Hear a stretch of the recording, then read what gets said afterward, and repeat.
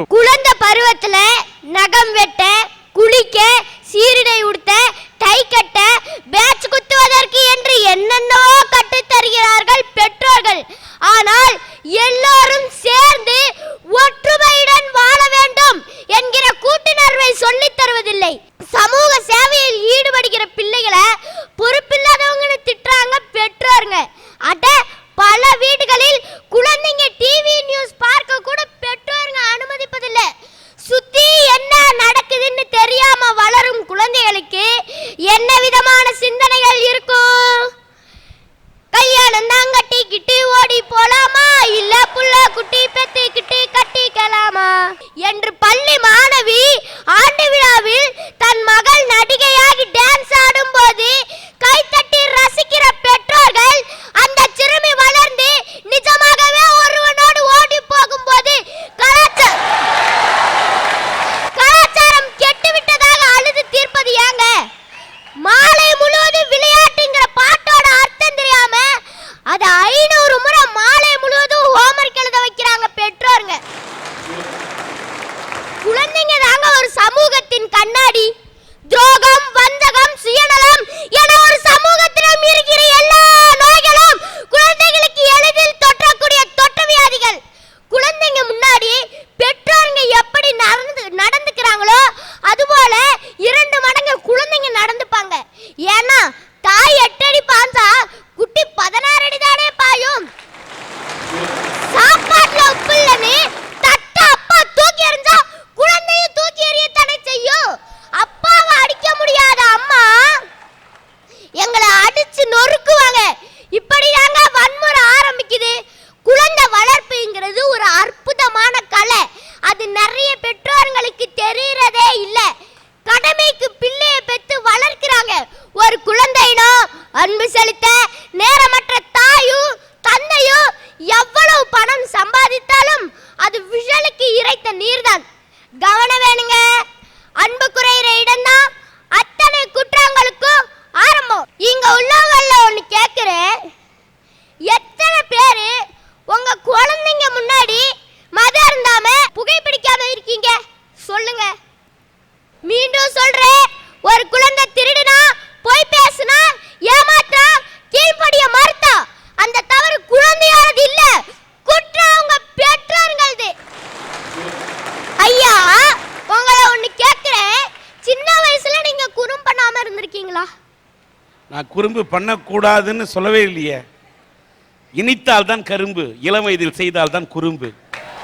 நீங்க குறும்பு பண்ணிருக்கீங்க? நிச்சயமா. நிறைய பெற்றோருங்க அவங்க குழந்தைங்க குறும்பு பண்ணுதுன்னு ஹாஸ்டல்ல கொண்டு போய் விட்டுறாங்க. அப்ப எப்படிங்க அந்த குழந்தைங்களுக்கு அவங்க அப்பா அம்மா மேல பிற்காலத்துல அன்பு வரும்? ஹாஸ்டல்ல தங்கி படிக்கிற ஒரு குழந்தையோட கண்ணீர் பாடல் தான் இது, கேளுங்க.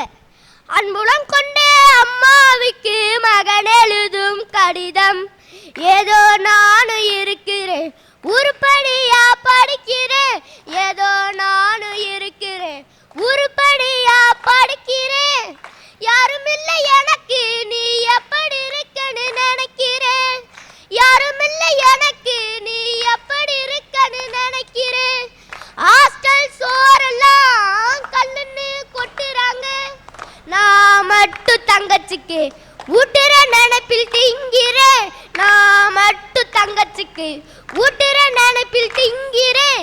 எவ்வளவு கஷ்டமா இருக்கு மாறுங்க, பெற்றோர்களா மாறுங்க. ஒவ்வொரு நாளும் உயிர் அபாயத்தோட தான் என்ன மாதிரி குழந்தைங்க பள்ளிக்கு போறாங்க.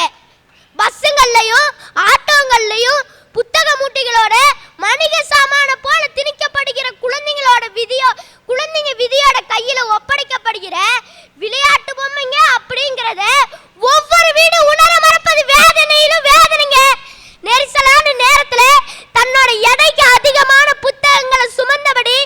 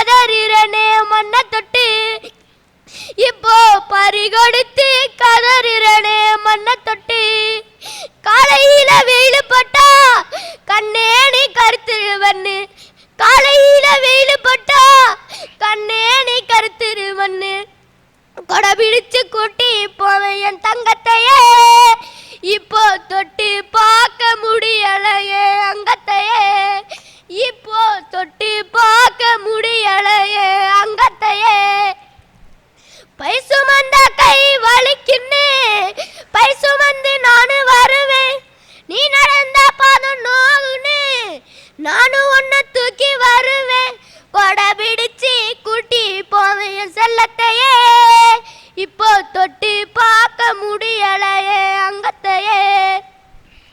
கருகிய மலரினிலே எந்த மலர் ஏன் மலர்னு பெத்த எனக்கு தெரியலையே பிள்ளை முகம்.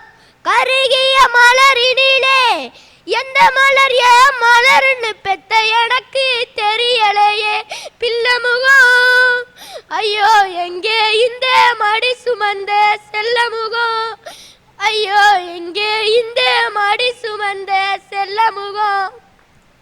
தீ ஒன்னு சுட்ட போது அம்மானு அழுதிருப்ப, பந்தபாரம் தாங்காம அப்பானு கத்தி இருப்ப.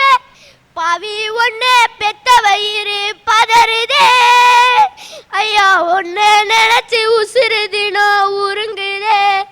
ஐயோ ஒன்னு நினைச்சு உசுறு தினம் உருங்குதே. குழியில தங்க ஒண்ணு மண்ணை போட்டு மூட போறேன், இந்த பாரம் எப்படி நீயும் தாங்குவையோ சாமி. நான் இல்லாம உள்ள நீ எப்படி தூங்குவையோ சாமி. நான் இல்லாம உள்ள நீ எப்படி தூங்குவையோ. இதெல்லாம் முதல்லயே அவங்க பெற்றோருங்க நினைச்சிருப்பாங்கன்னா இந்த மாதிரி அவளும் அவங்களுக்கு வந்திருக்க தேவை. பல கோடி குழந்தைங்க கண்கள் பார்க்கிற ஒரு விளையாட்டு மைதானம். ரெண்டு வீரர்களுக்குள்ள ஏதோ கசப்பு.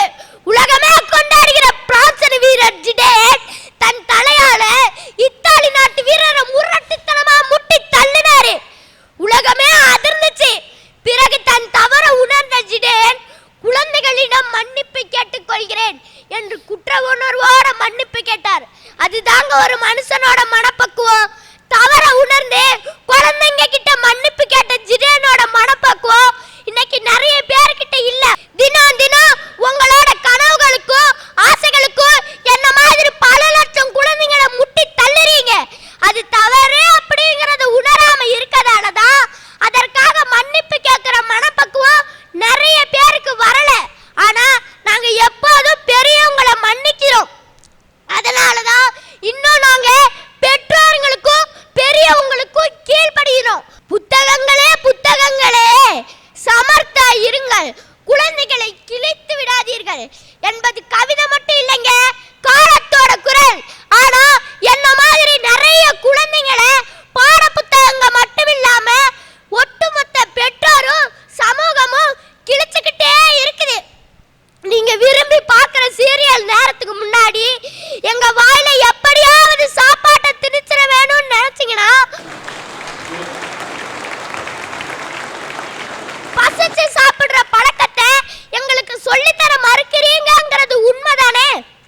நீங்க யாருக்காக உழைக்கிறீங்களோ, எந்த குழந்தையிடம் அளவிட முடியாத அன்பு வச்சிருக்கீங்களோ அந்த குழந்தையோட உணர்வை பெத்தவங்க புரிஞ்சுக்கிறது இல்ல. ஒரு பேப்பர்ல எங்களுக்கு தெரிஞ்சதை வரைஞ்சா கிறுக்காத சனியனேன்னு திட்டுறீங்க. அந்த கிறுக்கல்ல இருந்து தான் பிகாசோங்கிற ஓவியர் உருவானான்னு தெரியாதா உங்களுக்கு? தட்டு தடுமாறி எழுந்து நிக்கிற எங்களை கைத்தட்டி வரவேற்று உற்சாகப்படுத்தாம விழுந்துடுவேன்னு உங்க அன்பை காட்டுனீங்கன்னா எங்களோட வாழ்க்கையும் சேர்ந்தே முடங்கிடும். கல்லையும் மண்ணையும் வச்சு மனசுலயே அறுசுவ உணவு சமைக்கிற சாமர்த்தியசாலிங்க நாங்க. நீங்களோ நாங்க ஆக்கிற மண் சோத்துல கல் கண்டுபிடிக்கிற புத்திசாலிகளா தானே இருக்கீங்க. வீட்டுக்கு முன்னாடி உள்ள வேப்ப மரத்தை காட்டி அதோட இலை கிளைகளோட பயணம் சொல்லி தராம புக்ல உள்ளதா படின்னு தானே எங்களை தொந்தரவு செய்றீங்க. மார்க் வாங்குறதா வாழ்க்கைன்னு எங்களை நம்ப வைக்கிறீங்க. வீட்டுக்கு உள்ளேயும் பள்ளிக்கு வெளியே இருக்கிற உலகத்தோட அருமைய முதல்ல பெத்தவங்க உணரணும். 90 மார்க் வாங்குற எங்களை ஏன் 95 மார்க் வாங்குற, அதுக்காக இவ்வளவு பீஸ் கட்டுற அப்படின்னு கண்டிச்சீங்கன்னா வாழ்க்கையிலேயே நாங்க பெயில் ஆயிடுவோம். நாங்க நாட்டை எப்படிங்க வளமானதா மாத்துறது? எந்த குழந்தையும் நல்ல குழந்தை தான் மண்ணில் பிறக்கையிலே அவர் நல்லவராவதும் தீயவராவதும் அன்னை வளர்ப்பினிலே, அன்னை வளர்ப்பினிலே. ஆமாங்க, நாங்க நல்லவங்க ஆகிறதும் தீயவங்க ஆகிறதும் பெத்தவங்க வளர்ப்புல தான் இருக்கு.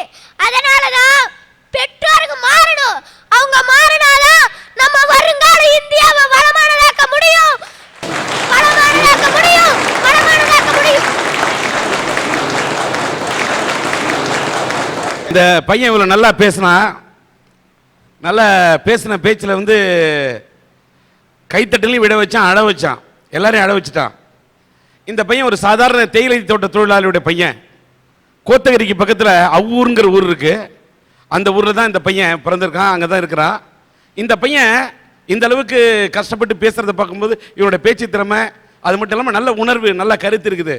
இந்த பையன் 5ஆம் கிளாஸ் படிச்சுக்கிட்டு இருக்கான். இன்னைக்கு சன் டிவியினுடைய அரட்டை அரங்கத்தில் இந்த அளவுக்கு இவன் பேசுறத பார்த்துட்டு சன் டிவியினுடைய அரட்டை அரங்கத்தின் சார்பில் என்ன முடிவு பண்ணிருக்கோம்னா, இவன் 5ஆம் கிளாஸ்லேருந்து கல்லூரி படிக்கிற வரை இவனுடைய படிப்பு செலவை அரட்டை அரங்கம், சன் டிவியினுடைய அரட்டை அரங்கம் அதை ஏற்றுக்கொள்ளும் என்ற இந்த கருத்தை ஒரு நெறியாளர் என்ற முறையில் உங்களுக்கிடம் நான் தெரிவித்துக் கொள்கின்றேன். இந்த முத்து இன்றைக்கு இப்படி ஒவ்வொரு கருத்தையும் முத்து முத்தாக எடுத்து வைத்தான் என்று சொன்னால், இந்த விளக்கை தூண்டிவிட்டது யார் என்று சொன்னால் இவனுடைய ஆசிரியர் என்ற நல்ல முத்து. அந்த நல்ல முத்து உருவாக்கிய நல்ல முத்து.